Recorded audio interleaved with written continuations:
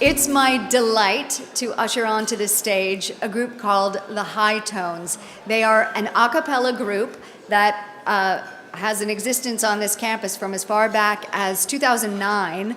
This iteration, the young women that you will see performing for you tonight, come from as many departments and divisions on campus as there are of them. I find them to be a truly remarkable group because I think that they not only explore, but they extend the expressive capacities of the human voice, and I think you're going to enjoy them. So, high love for the High Tones.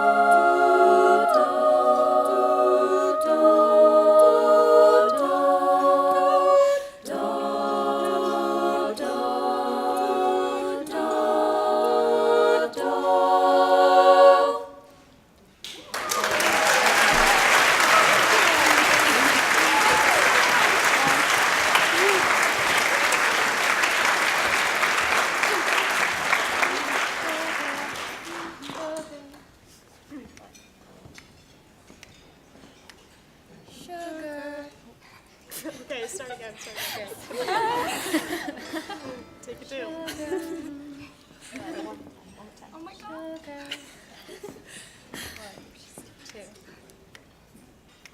Sugar,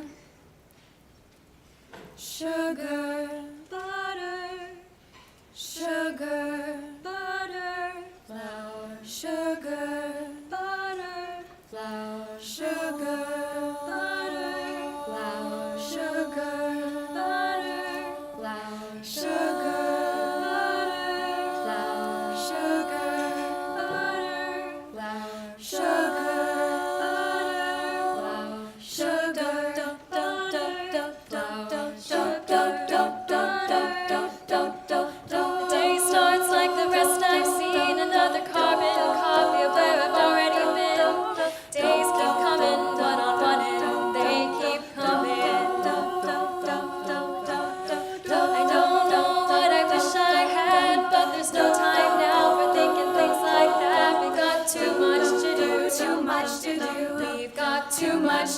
too much to do.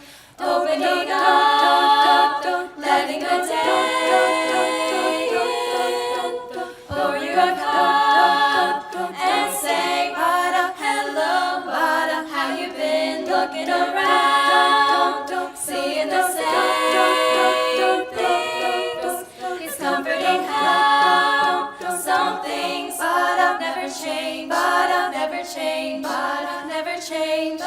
Do they? I wouldn't call this place a happy end. Round the fog and just came back again. Could be worse, so make it work.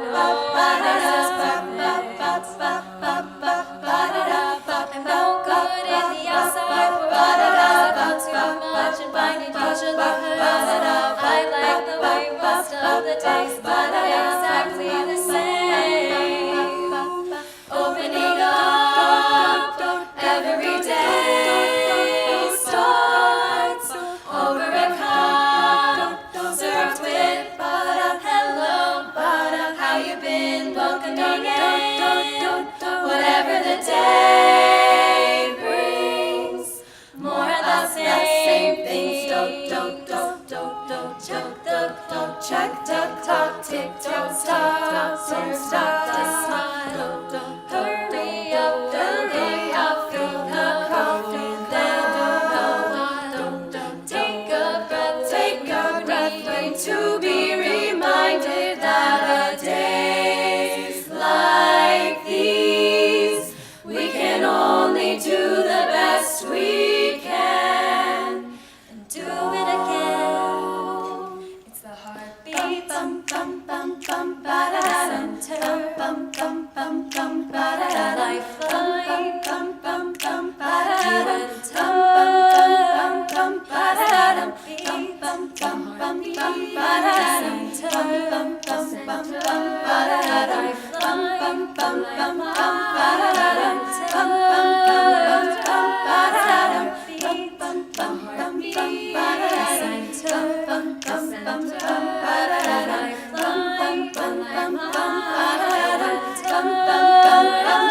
and opening up, letting the day in.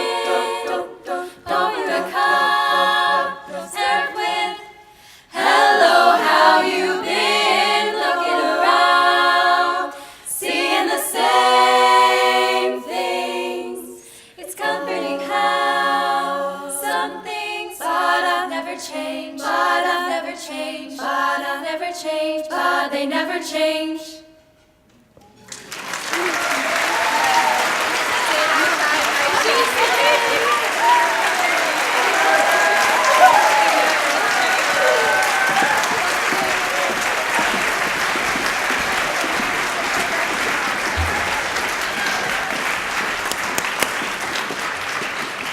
That was just delicious. Now it's my great honor to introduce someone who has worked so hard for this university, and that is our Chancellor, George Blumenthal. I know, it's going to get even better. George he is a distinguished scholar of astronomy and astrophysics. He came to the university in 1972 He has been our fearless leader since 2007, when and that follows a year when he was our acting chancellor. He is also a proud fellow of Oaks College. Oaks! And he has collaborated a great deal with one of tonight's honorees. So please welcome our friend, our chief banana slug, and our #1 advocate, George Blumenthal.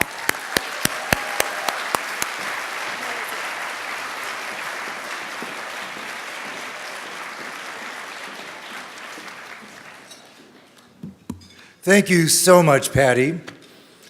You know, my wife Kelly and I were just talking about what a wonderful night this is, because it caps a fantastic week for the whole campus.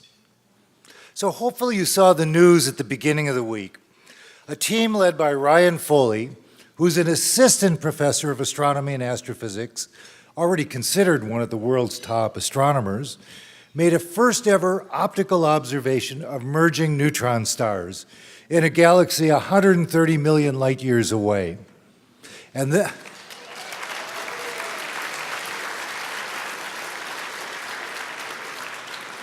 this opens a new era in astronomy.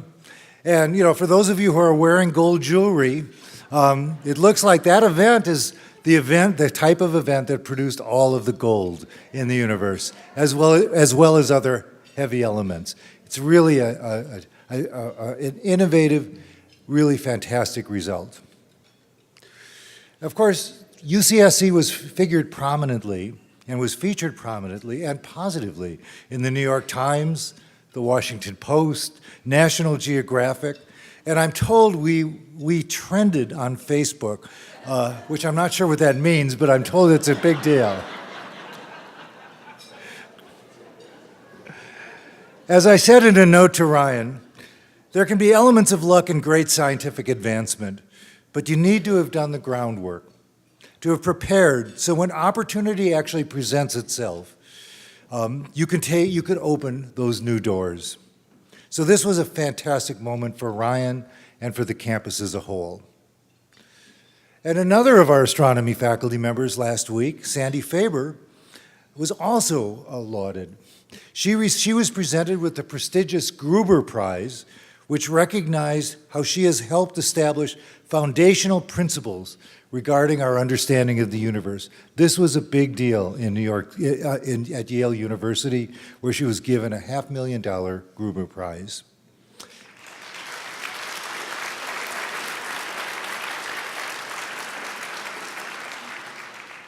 And it goes on. Tomorrow, I am told, that our own Craig Haney will be on 60 Minutes.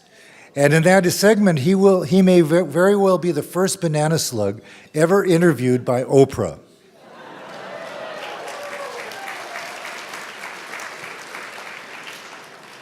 That caps an incredible year of recognition for us. For example, just to remind you, last year, Harry Knoller, our Sinsheimer Professor of Molecular Biology, won the $3 million Breakthrough Prize. The Breakthrough Prize is sometimes called the Nobel Prize of Silicon Valley, and Harry very much deserved that for the work that he did on ribosomes that shed light on questions about the origin of life.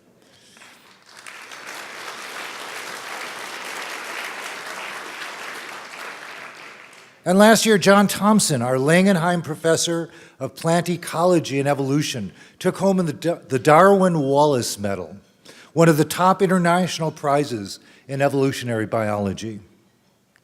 And climate scientist Jim Zakos was elected to the National Academy of Sciences, one of the highest honors that a U.S. scientist can achieve.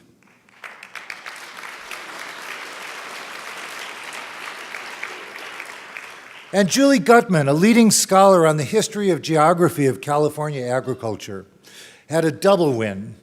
She earned a Guggenheim and a Radcliffe Fellowship for the year. This is only the tip of the iceberg. And we've had some fantastic campus hires as well last year, some new faces. One is our new campus provost and executive vice chancellor, Marlene Trump, who's with us tonight.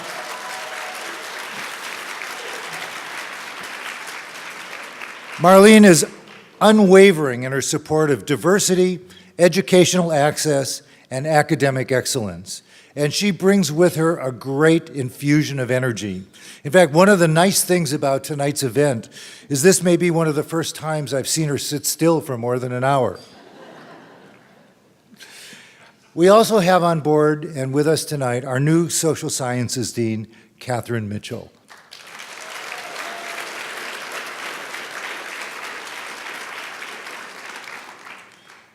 Importantly, this year also marks the end of something I've been involved with throughout much of my run as Chancellor at Santa Cruz. And I couldn't be more proud of the fact that we're now seeing the campaign for UC Santa Cruz, which started as sort of a glint in my eye many years ago, actually reach its successful conclusion. So tonight, yes, we are celebrating the ideals of our campus's founders. That's always important. But we're also celebrating the conclusion, the successful conclusion of this campaign.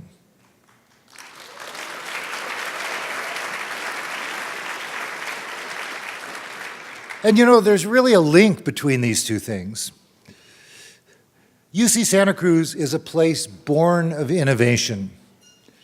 We were to be and have become a major research university that pushes the frontiers of knowledge in a wide range of fields. Yet we have an uncommon dedication to undergraduates. We are a place where undergrads work on research projects side by side with world-class faculty and graduate students. Moving undergraduates to the front lines of exploration develops both their sense of scholarly invention as well as a realization of the possibilities of their lives. And our campus quite simply fosters a culture of excellence, inquiry, creativity, diversity, and public service, while also developing solutions to the world's most critical challenges. We are a place utterly unlike any other. Well, this campaign has allowed us to double down on that original vision, to reinvest in ourselves. And I offer my deepest thanks to those who've made our fundraising effort such a smashing success. $335,639,817. That number has become music to my ears because that has surpassed our lofty goal by more than $35 million.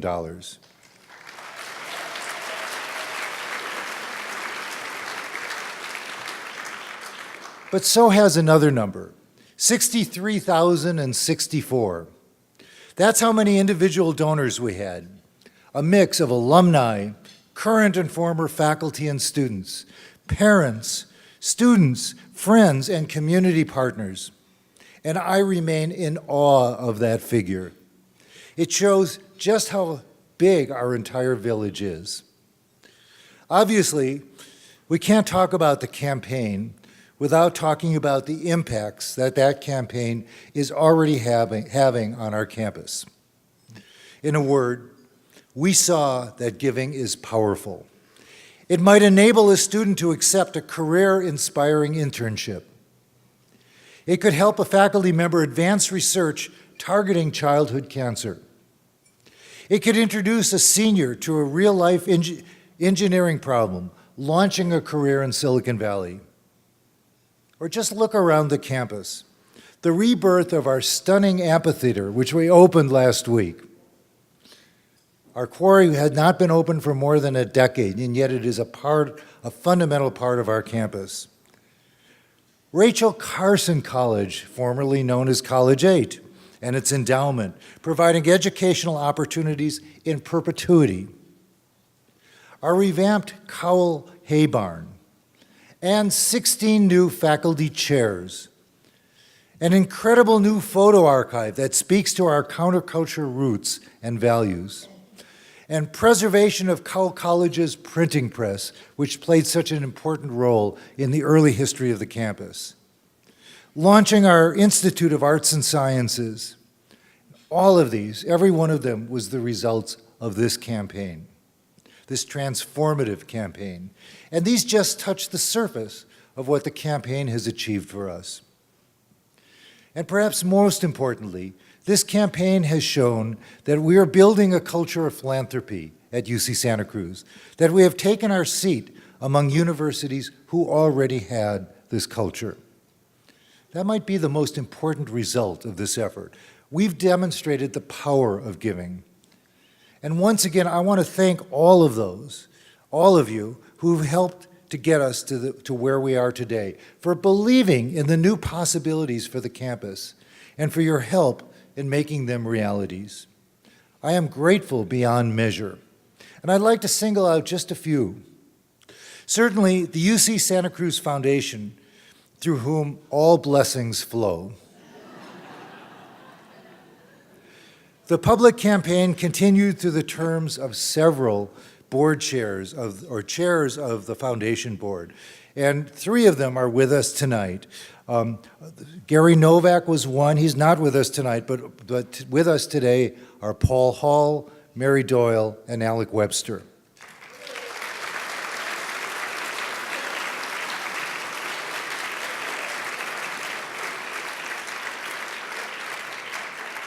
And all have been key to our success.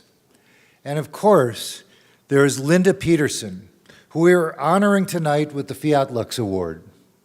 She is a foundation trustee who took on the arduous duty of chairing our campaign committee. And she did that through most of this campaign, and we really owe our success to her efforts.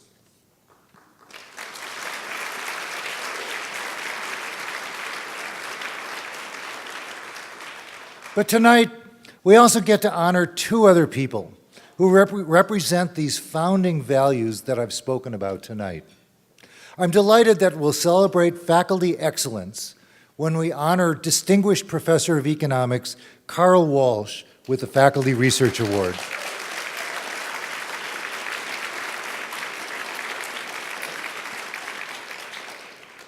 And we do the same with Distinguished Sociologist Herman Blake.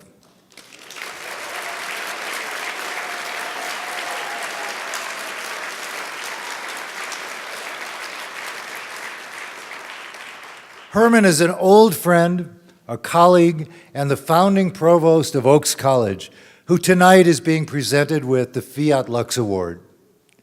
Herman, through his determination, his drive, and his principles, has left an indelible mark on UC Santa Cruz. And for me, he has been both a mentor and a role model, and clearly an important person in my own life. I want to thank all of you for being here and for celebrating with us. Please enjoy the rest of the evening, and my last words to you are Fiat Lux. Thank you.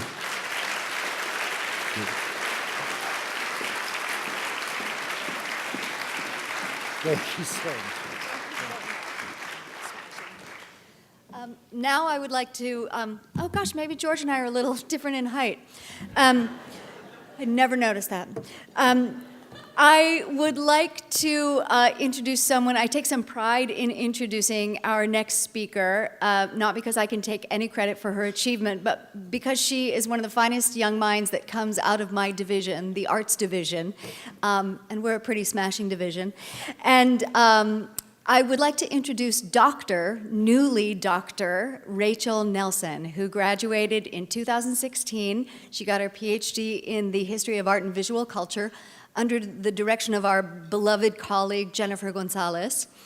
And Rachel is one of the people who, since the inception of the Institute for Arts and Sciences, has gotten the artists and the scientists to come out of their labs and rehearsal rooms and cross the campus and talk to each other and investigate how our investigative practices, our creativity can make us all better at our work when we talk to each other. All right, and now Rachel is going to talk to you. Rachel Nelson.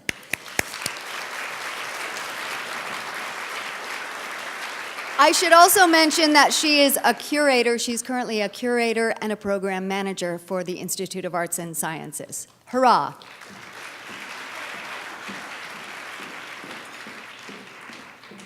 Hi, everyone.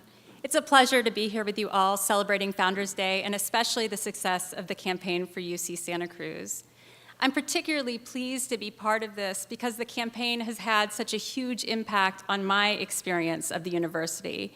In fact, I could say that over the last few years, I have been the living, breathing embodiment of the campaign. When the campaign launched, I was working on my graduate degree in visual studies, the new PhD program housed in the History of Art and Visual Culture, HAVOC department. I was fortunate to be offered an invaluable experience as a result of the campaign. I was made second staff member of the Institute of the Arts and Sciences, working with the wonderful director, John Weber.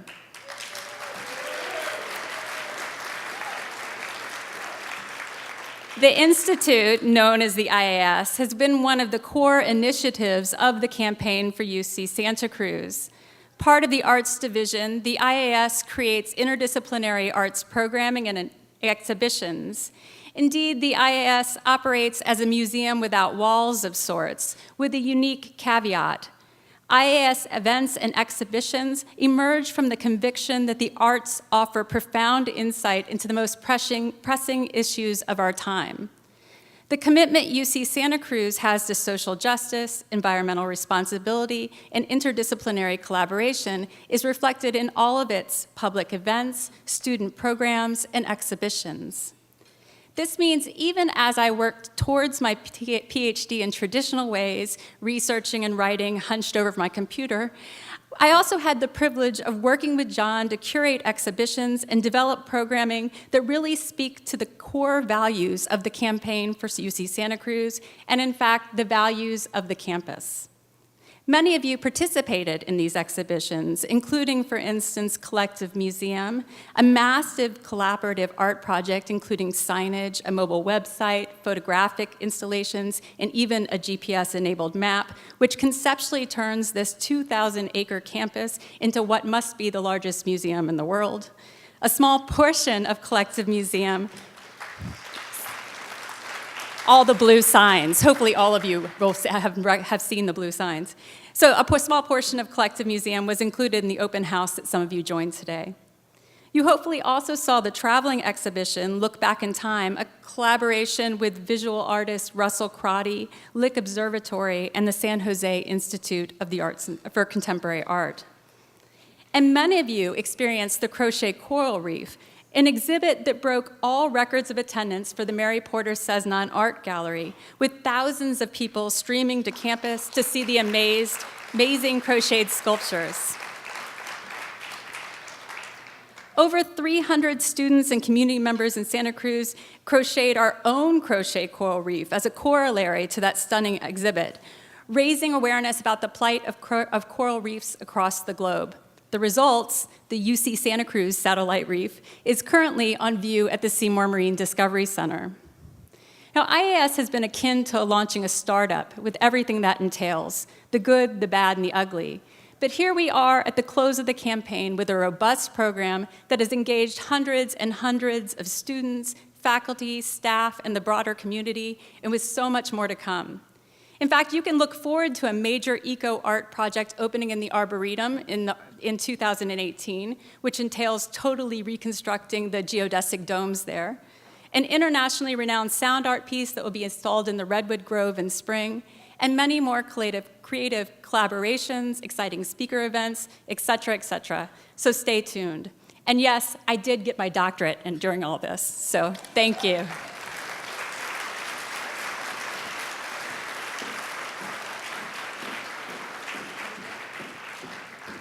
Next, I'm delighted to welcome Alec Webster to talk about the Fiat Lux Award and to present it. Alec is the chair of the UC Santa Cruz Foundation, and last year he accepted the Fiat Lux Award on behalf of the Helen and Will Webster Foundation for their generous support to the university. We are so grateful to have Alec with us. Alec Webster?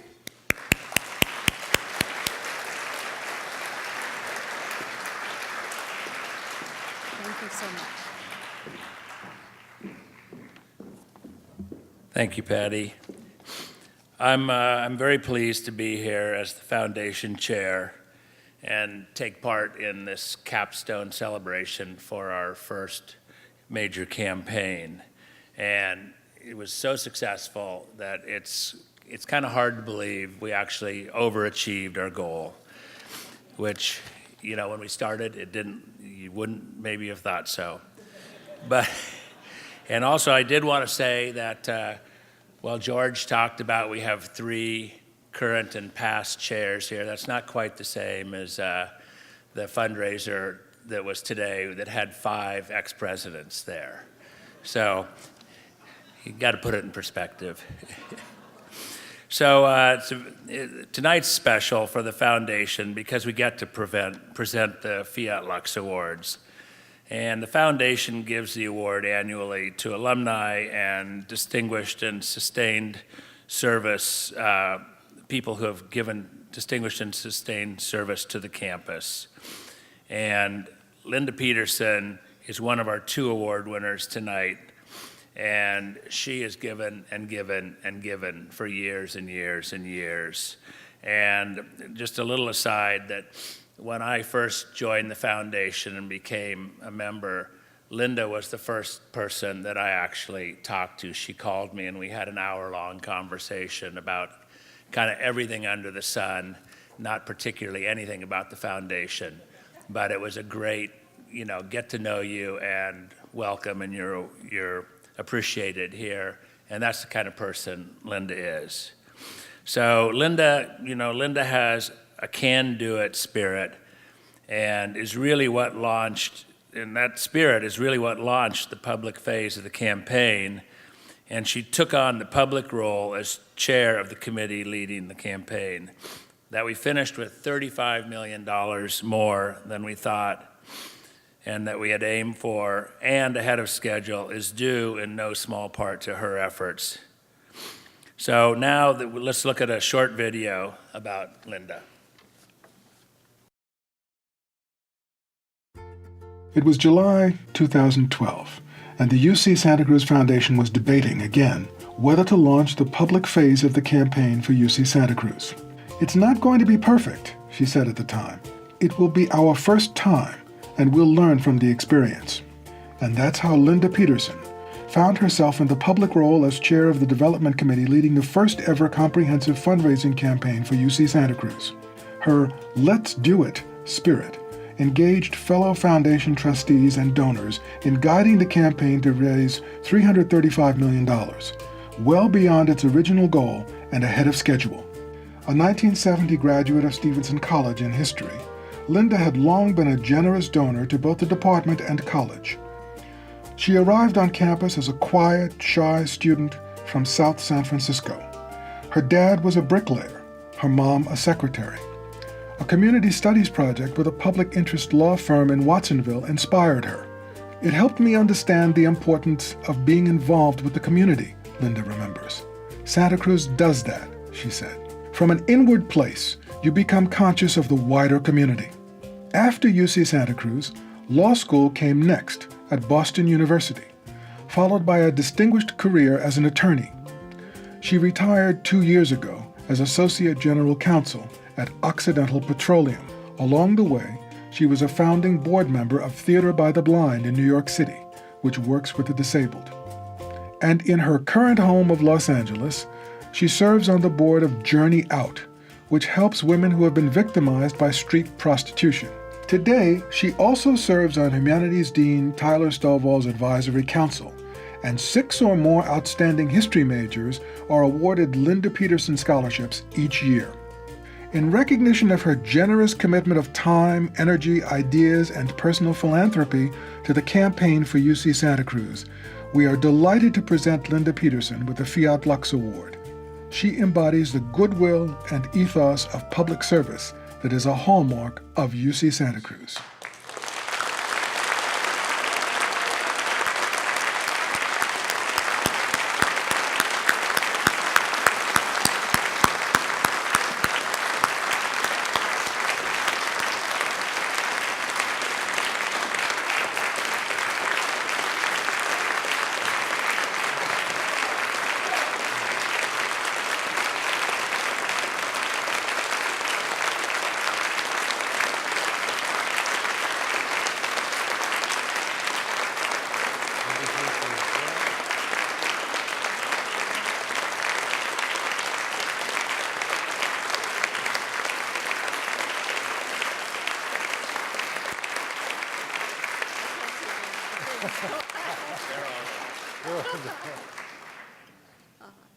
put this back there. Thank you, I appreciate it. Thank you, Alex. Thank you, Chairman. Thank you, Chairman. Thank you, Chancellor Blumenthal. I've just changed his position. Thank you also, all of you, for showing up tonight to support UC Santa Cruz. And I'd particularly like to thank my cousins, Carol and Pam, and their husbands, Ian and Jay, and my good friend and former dorm mate, Susan Trimmingham, who joined me. And there are some other people that surprised me by showing up, two Peters, Nancy, Steve Shade. So I thank all of you for showing up. Now, I think if the truth be told, I am the least deserving recipient that you're ever going to have up here. I ended up as chairing the committee because on the development committee, it was time to elect a new chair, and we were discussing who the new chair was. All of my fellow members seemed to push their chairs back, and I didn't notice that. And somehow I was elected chair of the committee. And I thought, okay, that's fine for a year. How bad can that be? And then somehow that morphed into being the chair of the campaign. And I think as people have noticed that my real contribution to the campaign was saying after the great deal of hand-wringing, which is a very common Santa Cruz characteristic, I think as many of you are here notice, it sometimes can be a little difficult to get people at Santa Cruz to make a decision. And I basically said, you know, let's face it, folks, what have we got to lose? We got to try it once, just do it. Borrowing, I think, from somebody else. So that truly is my contribution to the campaign. This award really goes to a lot of other people who worked very, very hard. There's a lot of people in university relations. I am going to single out Jeff Schilling, who has been spectacular.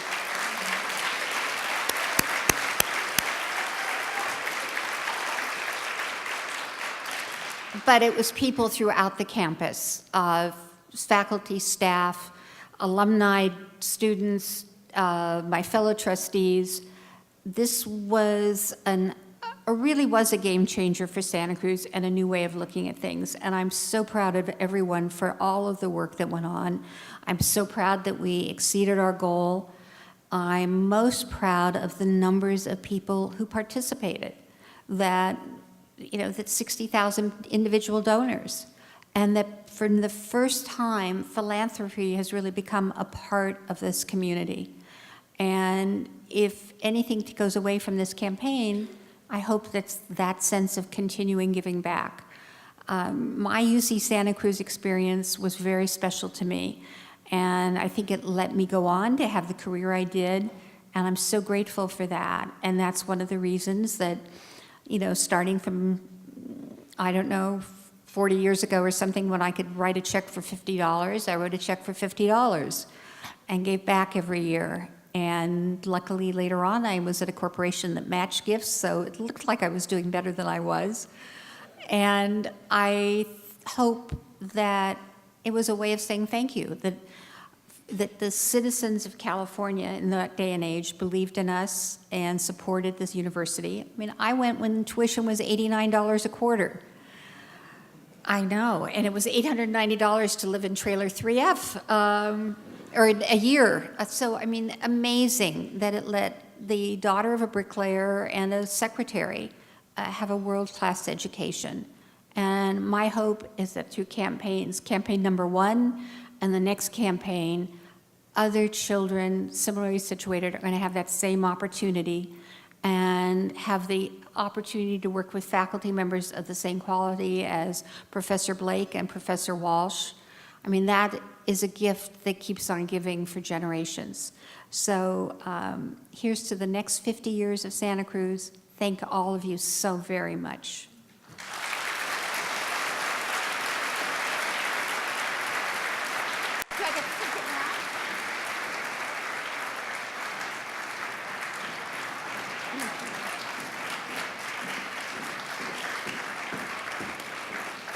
Thank you so much, Linda. I said at the beginning of this, all of us have a piece of the story of UC Santa Cruz, but some chapters of the story are particularly moving and humbling. And so thank you so much, Linda.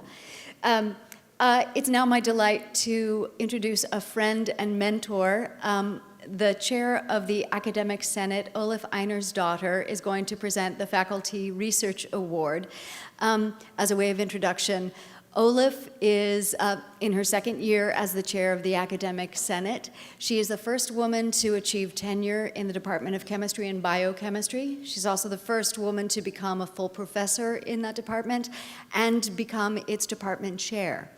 And if we're talking about firsts, I just want to add that when I first got here as a theater professor, Olaf was one of the first people who welcomed me and mentored me and taught me about this remarkable model of shared governance that we have at the University of California.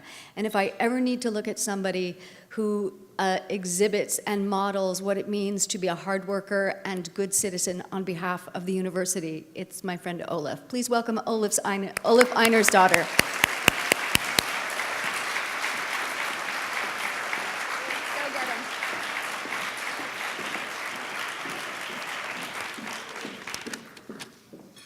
Thank you so much, Patty. Good evening, everyone. I'm delighted to be here tonight to present the 2017 Faculty Research Award. This is the foremost academic research honor bestowed by the UC Santa Cruz Academic Senate, and it's awarded annually to a faculty member who has a distinguished record in research. It gives me great pleasure to introduce Carl Walsh, Distinguished Professor of Economics and this year's recipient of the Faculty Research Award.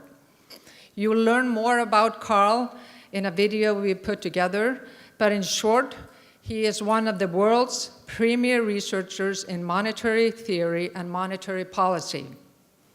Central bank governance, optimal monetary policy, and inflation targeting are not dinner table topics, but those serving in the world's most powerful economic posts know and respect Carl's outstanding contributions to his field, and you will see that in the video.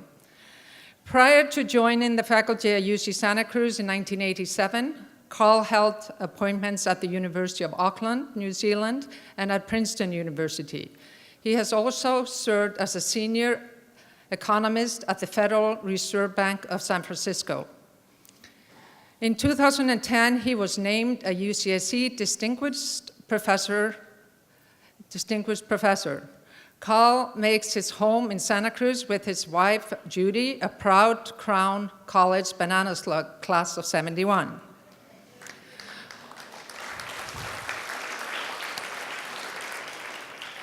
On a more personal note, in addition to Carl's very distinguished research, he is also a wonderful human being.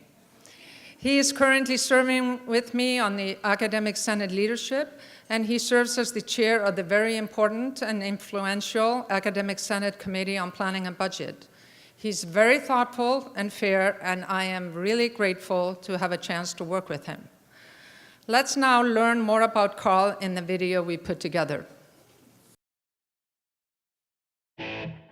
In 2004, when Federal Reserve Chairman Ben Bernanke called a landmark paper by UC Santa Cruz Professor Carl Walsh one of the three most influential papers in macroeconomics over the past 25 years, he acknowledged what the world of economics had known for more than a decade. Carl Walsh is one of the world's premier researchers in the field of monetary theory and policy. The now classic paper, Optimal Contracts for Central Bankers, has become known as the Walsh Contract. Walsh, a distinguished professor of economics at UC Santa Cruz, has been selected to deliver the 52nd Faculty Research Lecture for 2018. Chosen by his UCSC peers, it is one of the highest campus honors a faculty member can receive. Walsh joined UC Santa Cruz in 1987 after serving as senior economist at the Federal Reserve Bank of San Francisco, where he continues as a visiting scholar. Earlier, he held teaching positions at Princeton University and the University of Auckland, New Zealand,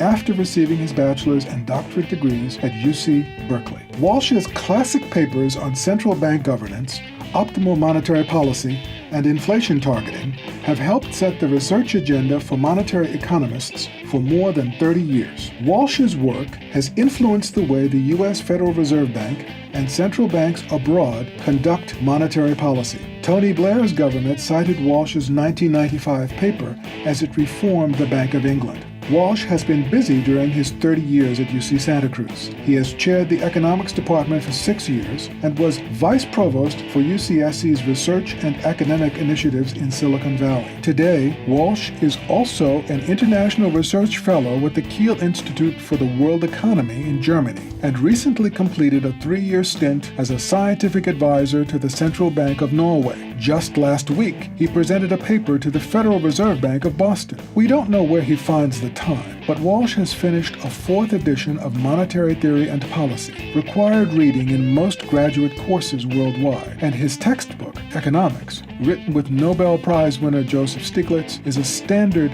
in Economics 101 classes. From international economics to pocketbook issues, Carl Walsh knows the economics of education by heart. In 2003, he and his wife, Judy, a Crown College alumna, established the Walsh Family Scholarship in honor of Carl's parents, Eugene and Bessie Walsh. Since then, 15 UCSC undergraduates have been awarded Walsh Family Scholarships to support their studies in the social sciences. In honor of his impact on international economic policy, distinguished scholarship, service to UC Santa Cruz, and generosity to students and researchers, Professor Carl Walsh is the 2018 Faculty Research Lecturer.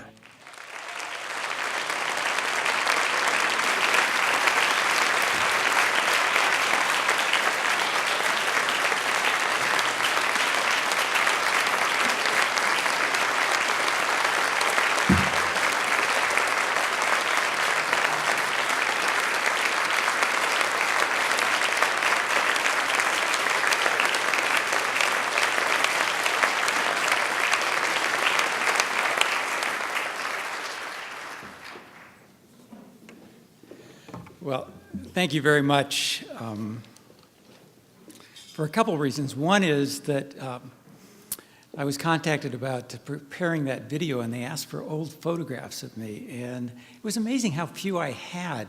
And last Friday, when I was giving this paper at the Boston Fed, I asked Esther George, who's president of the Kansas City Fed, to see if they had any old photographs from the Jackson Hole Symposium, which is this annual event for central bank policymakers and a few academics each year.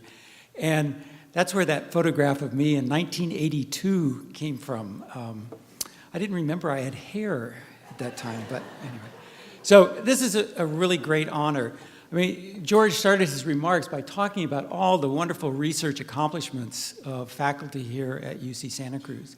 And Santa Cruz's international reputation is built on its excellence in research and scholarly activity, all the great things that go on here at UC Santa Cruz. And so to have my research recognized with this award is really a great honor, and doubly so because it comes from the Academic Senate, from my faculty colleagues, so I really appreciate this award. Now, I came to Santa Cruz exactly 30 years ago, fall of 1987, and I've had many great colleagues in the economics department over those 30 years. And several of them are here tonight, so I do need to just call attention to them. Michael Hutchison, who was actually the chair of the committee that recruited me to come to Santa Cruz.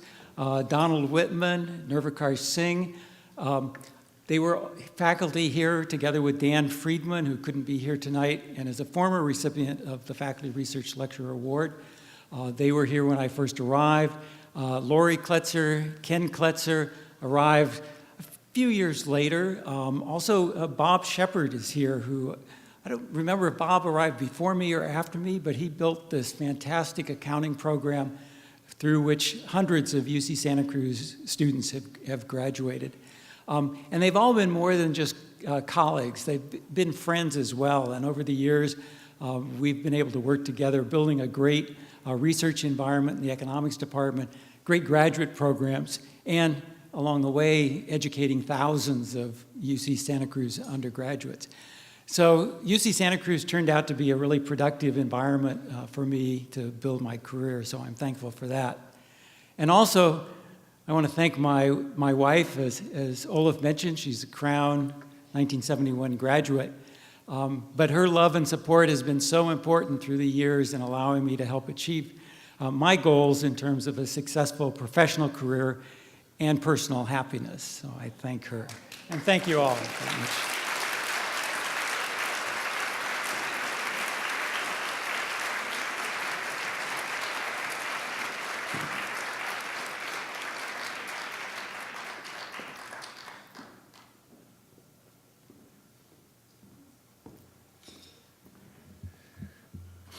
So we have 2 Fiat Lux Awards tonight, and I have the honor to also introduce the second winner. And my guess is that many of you don't need an introduction to Dr. J Herman Blake. And as the Chancellor mentioned, he has been a mentor to so many people on campus and an inspiration as well. And I would just say that having worked over a number of years with his daughter, Audris, I can see that the apple didn't fall far from the tree. So he has had an illustrious career as a professor, a scholar, a sociologist, and a community activist. And as the Chancellor mentioned, he was the founding provost of Oaks College, and for decades has been a champion of academic achievement for all students. And there was a video that was done 3 or 4 years ago of Dr. Blake, and it was through kind of his time at Oaks College and other places he's been. But he brought up a point, and he said Chancellor Dean McHenry told him at one point that if you have the resources and you have the opportunity and you fail, the failure's yours, but you deserve the opportunity and the resource to try and make a success. And that really stuck, because one of the things for me, we've talked about the campaign, and the campaign equals opportunity to me.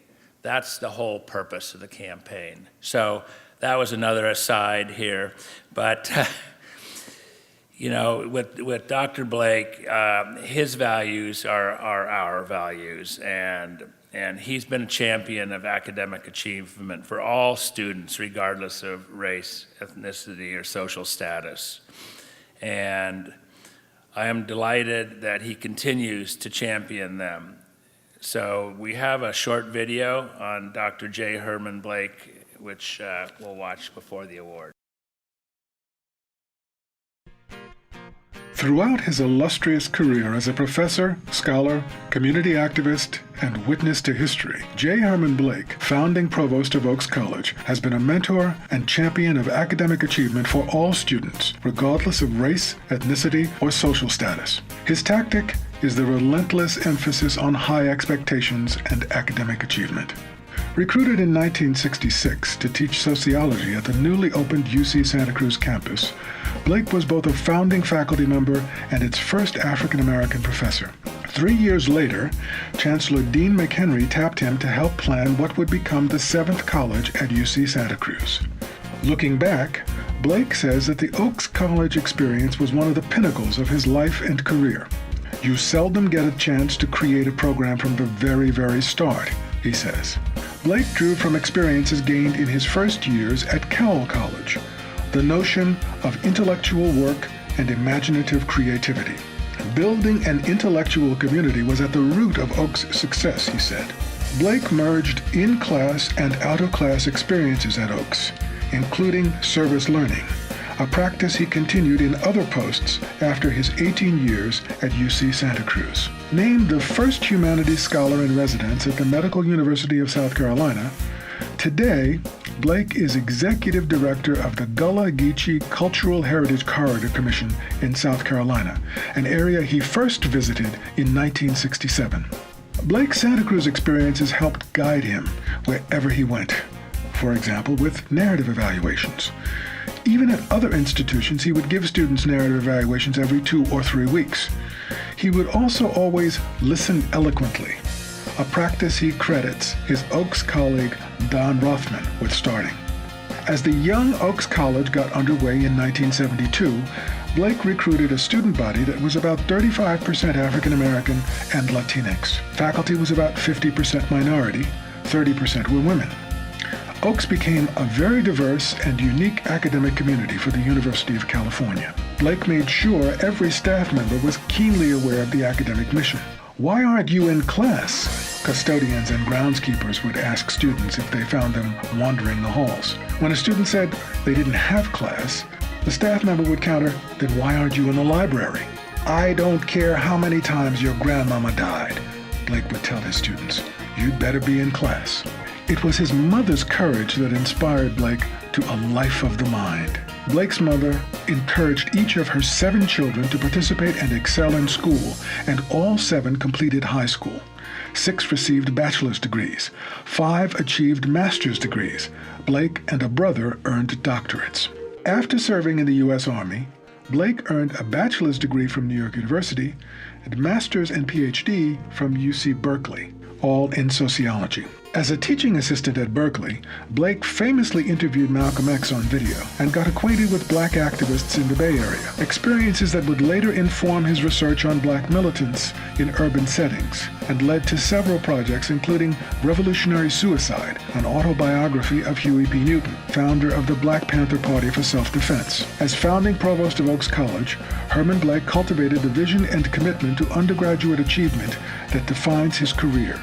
Oaks manifested the plans and aspirations of Dean McHenry and Clark Kerr, and Kerr remained a mentor to Blake into Kerr's 90s. UC Santa Cruz is honored to present J Herman Blake with the Fiat Lux Award in recognition of his unrelenting commitment to the potential of students that has made him a national leader on issues of academic achievement and persistence to graduation. He has truly transformed the lives of thousands of students and teachers throughout the United States. In his words, Herman Blake keeps on keeping on.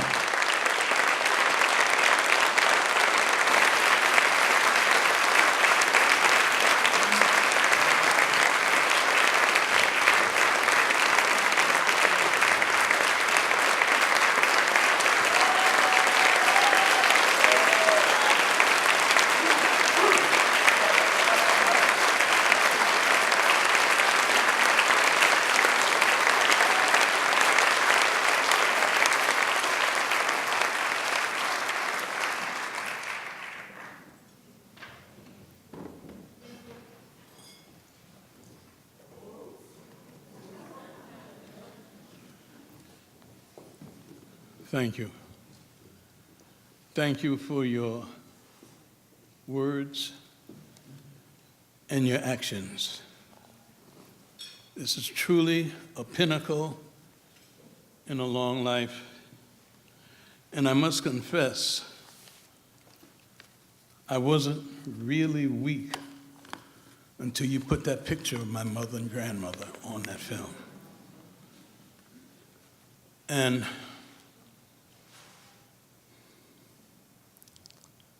it's just hard to realize what has been accomplished in one life with a mother who rarely saw peace and happiness,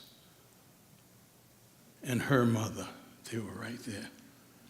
And I'm so grateful to you for your kind words and generous actions. You have lifted me to an even higher pinnacle, and I can't speak about that very easily, and I hope you'll forgive me for being emotional. But I must confess, when you see a life that has been transformed by opportunity and commitment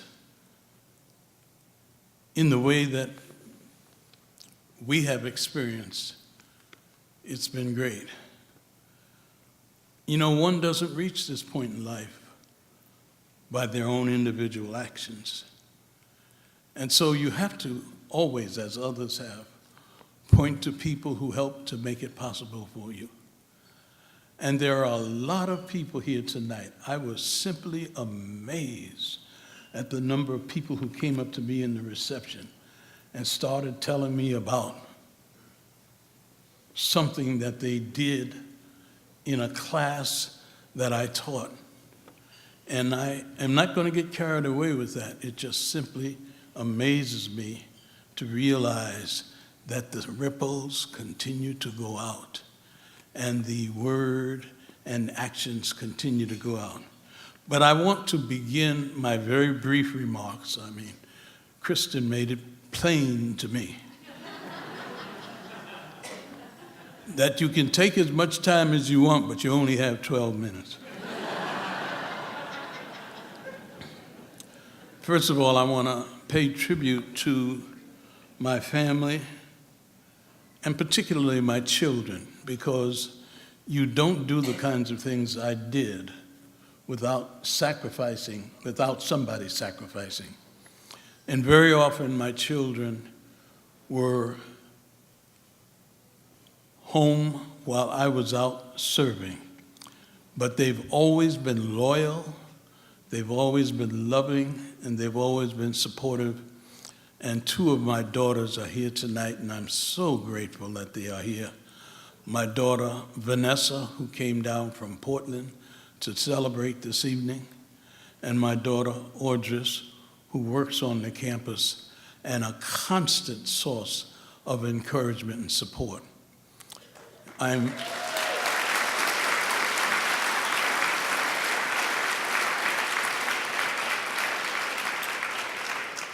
only regret that my son Lyle is unable to be with us tonight, but Lyle is doing what I've tried to do, and that is save the world. So he's out doing good deeds. The three of us, Lyle, Audris, and Vanessa, are also joined by the marvelous young lady Muriel Jefferson, who is here with us this evening. We all were one family as we moved along. I'm also grateful that my brother, Daniel Arliss Blake, has come to join me tonight. Arliss, as we all knew him, was an incredible, loyal supporter and always encouraged us. And he came tonight, and I was so thrilled to see him. There are others sitting at my table that I would like to thank and pay special tribute to, but I can't go through everyone, but I do want to pay note, particularly Bill Doyle. I don't think this campus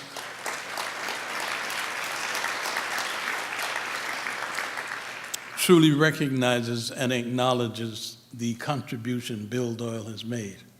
Unselfish, seeking nothing for himself. And I don't think we would have gotten very far in Oaks if it hadn't been for Bill. And there are a lot of others here. I could start naming names. Some I was surprised to see, some I'm very, very glad to see. And you all made it possible.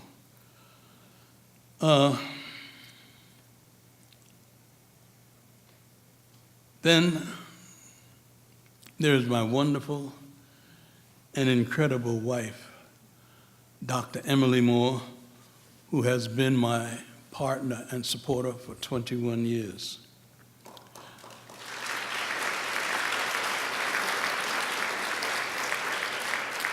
Emily has given me a life that combines academic experience with the joys of family, especially friendship and steady guidance.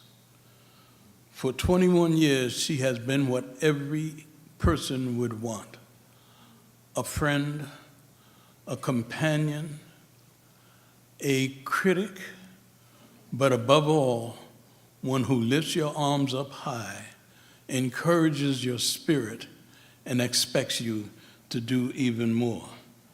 For 21 years, it has been a joy, and I'm particularly grateful to Emily. Now, I'm going to end my remarks, even though I have some more written here, because it takes me in another direction. I I was going to talk a little bit about the development of my philosophy of learning here at Santa Cruz as I worked with students and faculty and saw the incredible capacity they had to grow and change. But I'm not going to get into that. I just want to make a point about your campaign and its ultimate consequences. Because as the Chancellor spoke so eloquently about the accomplishments of the faculty and staff of this campus, as he spoke so passionately about what you have done in bringing those resources to the campus, ultimately what he's saying, in my mind, it's going to allow us to do more and more of what we do well.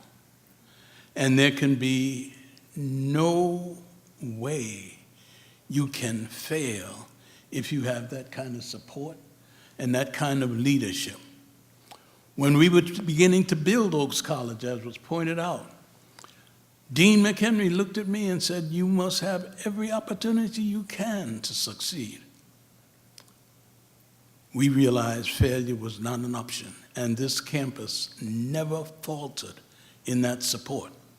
Whether it was Dean McHenry or Hal Hyatt or Brewster Smith or others, they never faltered in that support, which allowed me to do what we were doing. We had a small group of students, and I'm going to finish in a minute. We had a small group of students gathered, planning, working, and dreaming. Some of them are here tonight, no longer students, hair gray, heads bald, but they remember those days, planning and dreaming.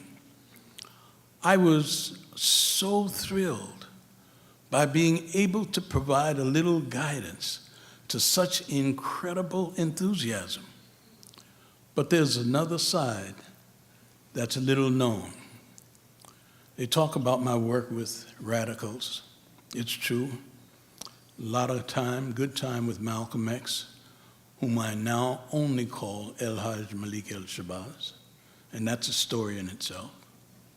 Or my work with the Black Panther Party, and I just want to end by saying a little bit about that.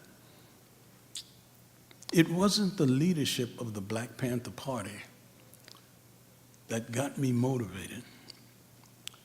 It was those young men, and particularly the young women, that I encountered in the headquarters in West Oakland, who were the same age as my students at Santa Cruz.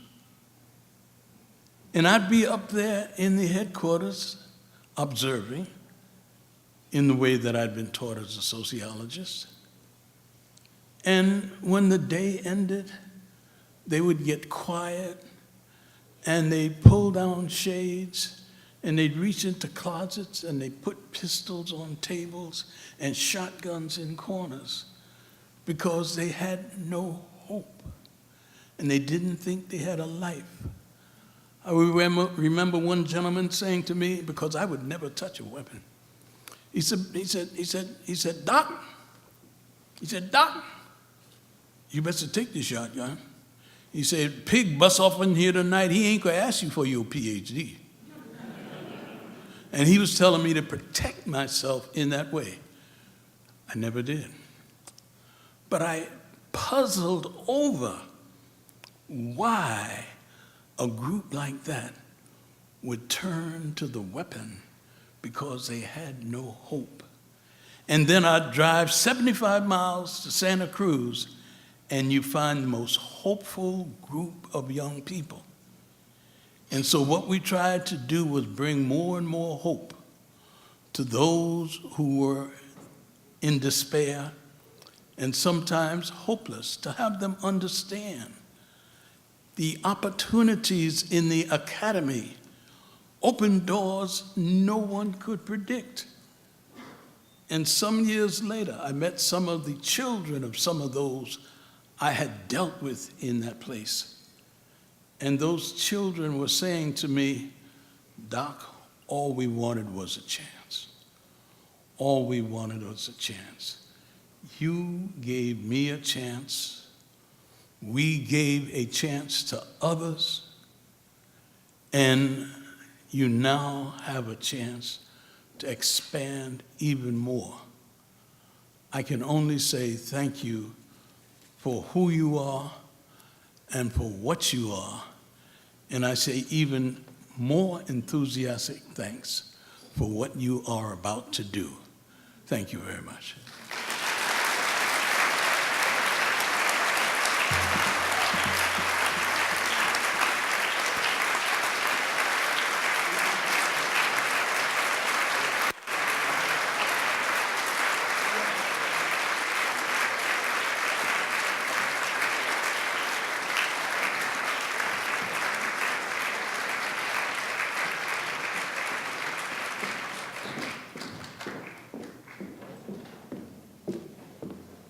Thank you so much, Dr. Blake. Before we close, I do want to mention just quickly that Professor David Anthony provided the voiceovers for all 3 videos that you heard, and we really want to thank him for this.